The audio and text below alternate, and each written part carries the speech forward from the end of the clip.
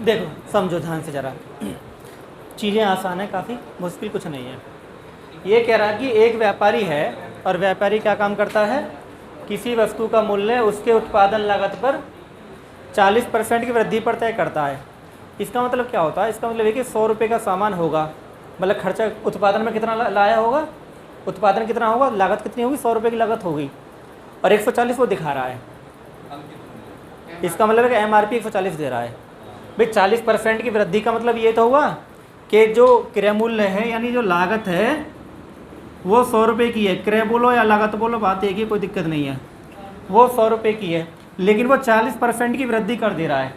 ये 100 रुपये हम मान के चलते हैं खुद अपने आप से ही, हम 50 ही मान सकते हैं, 10 मान सकते हैं, 20x कुछ मान सकते हैं।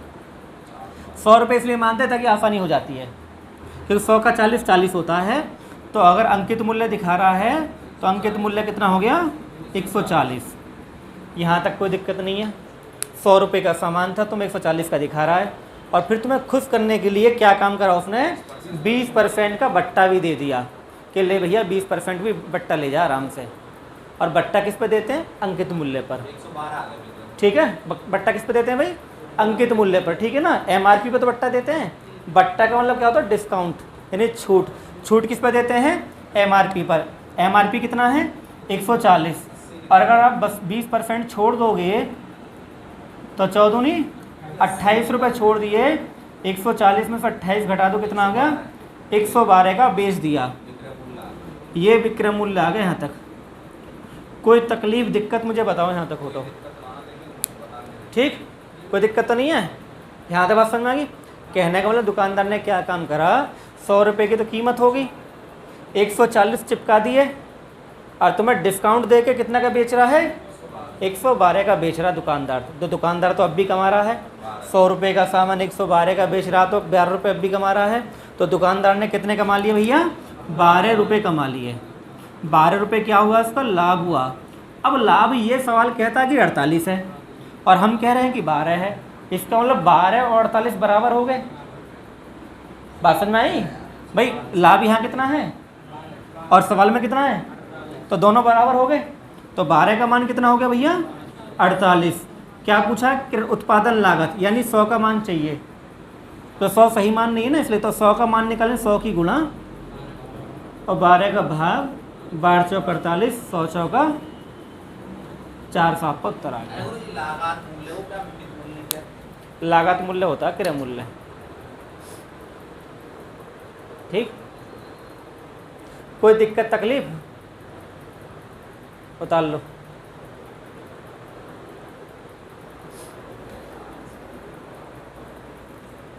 देखो ये तो चीज़ तुम्हें सीखनी है कि फंसना है पहले सवाल में, फिर उससे निकलना कैसे है ना। जब हम किसी एक सवाल को देखते हैं तो एक सवाल में 3 चीज़ हमें मिल रही हों, इसमें क्या हमें मिल रहा है, ये हमने बोला कि 23% का लाभ अर्जित करता है। तो 23% का लाभ का मतलब क्या हुआ कि एक तो क्रय मूल्य है और लाभ लेके विक्रय मूल्य बनाओगे, यानी 100 रुपये का आपने सामान मान लिया और ये 123 हो गया, ठीक है जी। फिर आप अंकित मूल्य से डिस्काउंट लोगे। अब अंकित मूल्य अगर 100 मानोगे तो फिर दोनों 100 हो जाएंगे। बात समझ में आ गई। तो 100 मान सकते हो, फिर 100 का तुम्हें मान निकालना पड़ेगा। इसका मतलब ये हो, इसे करने का तो दूसरा तरीका ये भी हो सकता है कि अंकित मूल्य तुम x मान लो, क्योंकि तुम इसे 100 मान सकते हो ना, तो तुमने ये x मान लिया। जब अंकित मूल्य x मान लिया तो अंकित मूल्य पे बट्टा दोगे। बट्टा कितना दोगे, 18। तो अंकित मूल्य पे x का जब तुम 18 का बट्टा दोगे तो 82 बेचोगे। 82/100 का मान है 123। क्यों, अंकित मूल्य में बट्टा दे के विक्रय मूल्य आता है। जब तुमने इसमें बट्टा दे दिया तो विक्रय मूल्य बन जाएगा, यानी x का 82/100 कितना होगा, 123। तो x का मान आ जाएगा 123 गुणा 100 बटे 82। 2 से कटा 41 बार, 2 से कटा 50 बार, और 41 से कटा 3 और 50 दिया 150, यानी इसका मान 150 आ गया। अब इनमें अनुपात बन गया।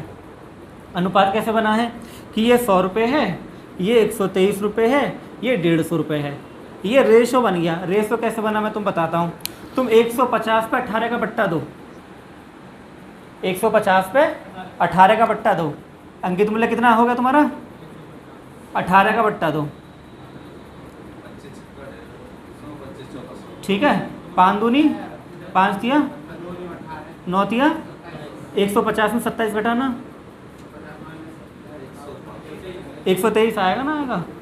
इसका मतलब ये कि हमें संख्या ऐसी सेट करनी है कि सब चीज़ संतुष्ट हो जाए।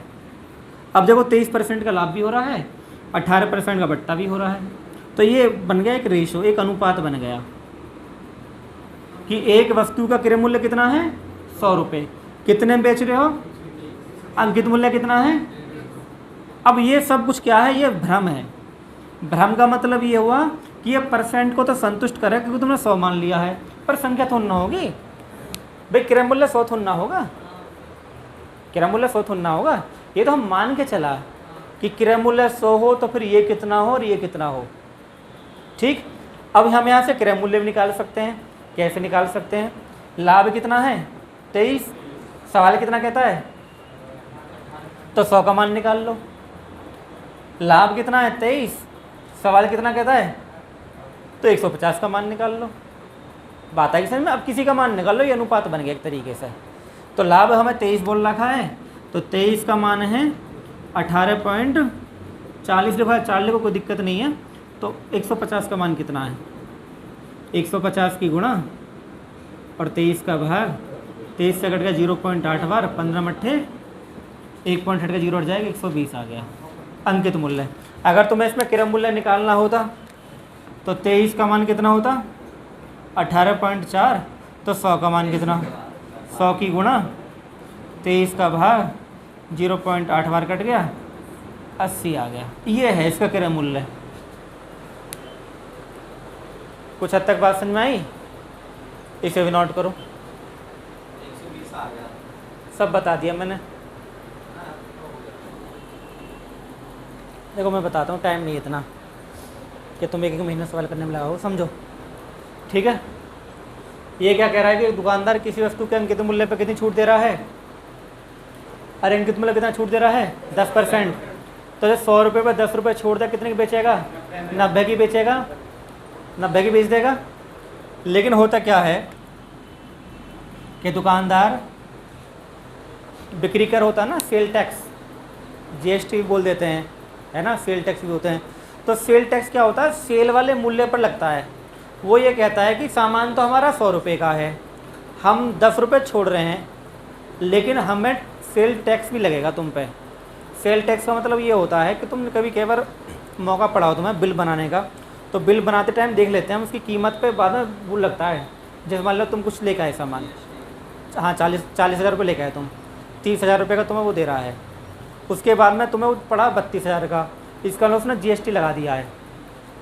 तो फिर दुकानदार तुमसे, हाँ दुकानदार तुमसे क्या कहेगा, ये कहेगा कि बिल मत लो, कोई दिक्कत ना 30 दे जाओ। अगर बिल लोगे तो जीएसटी लगेगा, यानी तुम्हें टैक्स देना पड़ेगा कीमत पे कि 30,000 रुपये गए हैं, तो जीएसटी दुकानदार तुम्हारी कीमत पे लगाता है, अपनी पे ना लगाता कि जीएसटी में भी जेब से भर दूंगा, तुमसे लेगा जीएसटी। बात समझ में आ गई। यानी 100 रुपये का सामान लगा रहे हो, 10 रुपये उसने दिए छोड़, तो तुम्हें 90 का पड़ जाएगा। अगर तुम बिल लोगे ना तो कहेगा कि भैया 8% का टैक्स देना पड़ेगा 90 पे। तो 90 पे 8% का टैक्स कितना होगा, 90 गुणा 8/100, 9×8 = 7.2, 10 की वजह से पॉइंट आ गया। तो कहने का मतलब 7.2 रुपये टैक्स तो लगेगा, तो 90 + 7.2 = 97.2 रुपये का पड़ेगा सामान। और ये कह रहा है कि जो बिक्री कर यानी सेल टैक्स के बाद जो मूल्य बना कितना बना 3402 रुपये, और यहाँ कितना बना, ये विक्रय है ना, हाँ ये विक्रय है जी। तो 97.2 का मान हो गया 3402। तो 100 का मान कितना है, अंकित पूछा है, तो अंकित हमने यहाँ 100 मान बैठा है, ठीक। तो गुणा 100/97.2, पॉइंट हट के 0 बढ़ा, ये 3.5 बार कट गया, 3500 उत्तर आ गया। उतार लो। छोटे सवाल छोटा सॉल्यूशन, भेजा फ्राई। 90 ये बिक्री मूल्य है, उसके बाद में टैक्स लगेगा 7.2 का, तो 57.2 बनेगा फाइनल।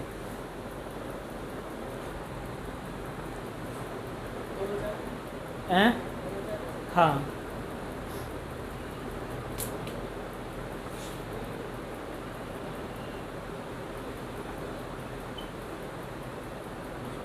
देखो समझते हैं। ये कह रहा है किसी वस्तु का लागत मूल्य से 100 रुपये है, तो लागत का मतलब ये क्रय मूल्य है। हम 100 मान लेते हैं x की जगह, ठीक है। हमने क्रय मूल्य कितना मान लिया? 100 रुपये मान लिया। अब 200% बढ़ा रहे हैं, तो इसमें 300 कर रहे हैं। जैसे 30 बढ़ाते तो 130, 200 बढ़ाएंगे तो 100 और 200 300। तो अंकित कितना हो गया? ये CP हो गया, ये MRP हो गया। यहाँ तक कोई तकलीफ? 200% बढ़ा रहे हैं तो इसमें 100 में 200 जोड़ देंगे, 300 हो गया। फिर बट्टा दे रहे हैं 25% का। माना तो हमने x है तो 100 के मान रहे हैं। हाँ, 100 x को हमने 100 मान लिया ना। 25% क्या दे रहे हैं? बट्टा। तो कितने बेच रहे हैं? फिर 75 बेच रहे हैं। 300 का 75% निकाल। 300 का 75% निकालो डायरेक्ट। 100 ठीक, 3 5 15, 3 7 21 और 1 225 की बेच रहे हैं। अब ये कह रहा है कि इसे 540 में बेचा है, जी हम यहाँ 225 में बेच रहे हैं, तो दोनों बराबर ना हो गए? जी 225 का मान कितना हो गया? 225 का मान हो गया 540। तो 100 का मान कितना है, यानी x का मान कितना है? क्यों? तो 100 के गणा 225, 25 निम्न 9 छिक्का 6 चौक। मेरे पे ऐसा ना होगा जरा x इसे मानिए जरा x मान 2% बढ़ा के निकालिए 75%। x गुणा 300।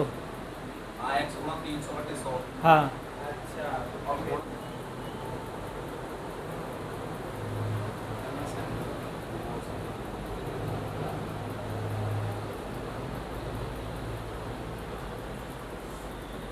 ठीक है भाई, लिख दिया सवाल। ये UPSI का सवाल है।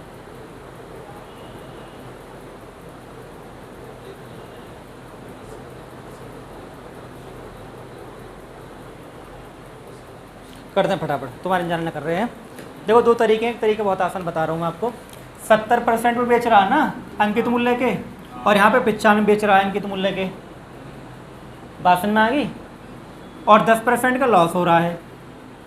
तो लॉस तो आप जानते हो कि लागत मूल्य पे ही होता है। जी तो जब 70 पर बेचा तो 10 का लॉस हुआ, तो इसका 90 हो गया। 95 बेचने पे कितना होगा ये वैल्यू? तो 95 की गुणा और 70 का 0 कट गया। जब से काटोगे 9 पंजे 45 का 5, 9 निम 81 और 4 बटे 7, तो आ जाएगा 122 पॉइंट, यानी 100 से ज़्यादा आ रहा है ना।